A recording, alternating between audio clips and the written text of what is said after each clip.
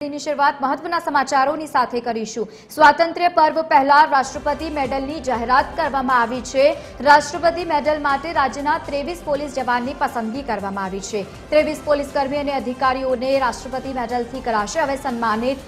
21 જેટલા અધિકારીઓને પ્રશંસનીય સેવા માટે મેડલ એનાયત કરાશે, જ્યારે 2 અધિકારીને વિશિષ્ટ સેવા માટે મેડલ એનાયત કરાયા છે। પિયુષ પટેલ, ડીવાયએસપી મુકેશ સોલંકીને વિશિષ્ટ સેવા મેડલ એનાયત કરાયો।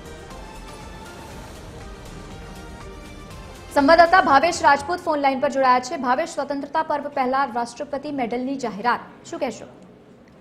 વાત કરવામાં આવે તો 15મી ઓગસ્ટ આવતીકાલે છે અને તે પહેલા પોલીસ માટે એક સારા સમાચાર સામે આવી રહ્યા છે, કારણ કે રાષ્ટ્રપતિ મેડલની જાહેરાત કરવામાં આવી છે અને રાષ્ટ્રપતિ મેડલ માટે રાજ્યના 23 જેટલા પોલીસ અધિકારીઓ કર્મચારીઓની પસંદગી કરવામાં આવી છે। સૌથી મહત્વની બાબત એ છે કે 21 જેટલા અધિકારીઓ છે જેમને પ્રશંસનીય સેવા મેડલ એનાયત કરવામાં આવશે અને સાથે જ 2 જેટલા અધિકારીઓ છે જેમાં આઈપીએસ પિયુષ પટેલ અને ડીવાયએસપી મુકેશ સોલંકી કે જેઓને વિશિષ્ટ સેવા મેડલ એનાયત કરવામાં આવશે।